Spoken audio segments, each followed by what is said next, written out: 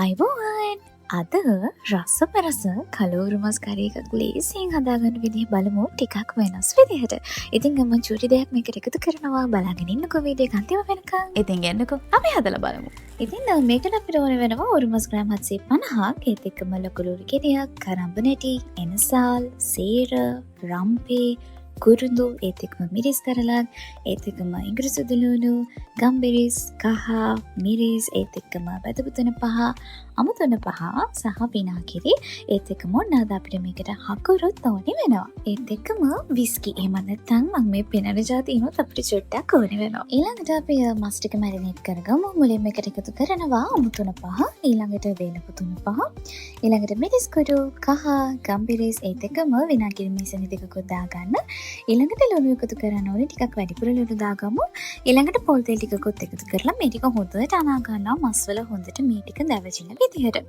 ඉතින් මේ ටික කරගත්තට පස්සේ ෆ්‍රිජ් එකේ පහළ කොටස් දාන්නත් පුළුවන්. ඒ නැත්නම් වහලා ටිකක් වෙලා එළිය තියාගන්න. ඊළඟට අපි ඇතුලයක් අරගෙන ඒකට තෙල් ටිකක් දාගෙන අපි ඊතර වැඩ ටික පටන් ගමු. තෙල් ටික රත් වුණාම ලුණු ටික, ඒ වගේම කොටාගත්ත සුවඳ ටික, කරඹු නැටි, එනසාල් ටික එකතු කරගන්න. ඒත් එක්කම සේර, කරපිංචා එකතු කරගන්නවා.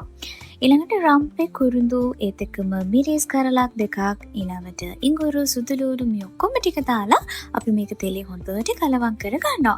ඉතින් මම මේක අද මැටි ඇතිලිය හදන්නේ. මැටි ඇතිලිය හදුවම හරිම රසයි. මැරිනේට් වෙන්න තියලා තිබ්බ මස් ටික පැය 3-4ක් මේක හොඳට පදම් වෙලා තියෙන්නේ. ඒ ටිකත් එකතු කරලා හොඳට අපි කලවම් කරගන්නවා. ඉතින් මැරිනේට් කරපු වචන නිකන් හොදලා දාන්න එපා. ඒක හොදලා වතුර කෝප භාගයක් විතර මේකට අපි එකතු කරනවා. ඉතින් ඊට පස්සේ මේ විදිහට තැම්බෙන්න අපි දෙන්න ඕන. ඉතින් මේ විදිහට ටිකක් තැම්බෙනකොට අර මම කලින් කියපු ඒ වගේ එසෙන්ස් දෙකක් විතර දාලා මේක හොඳට කලවම් කරලා වහ ගන්න ඕන.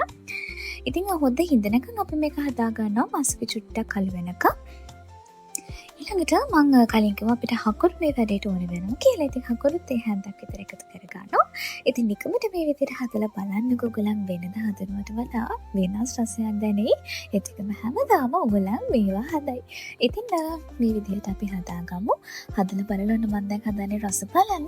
ඉතින් මේ වීඩියෝස් බලලා හොඳයි නම් කමෙන්ට් එකක් දාන්න. ඒ විතරක් නෙවෙයි අපේ YouTube, Facebook, TikTok ඔක්කොම channels follow කරලා අපිත් එක්ක එකතු වෙලා ඉන්න අමතක කරන්න එපා.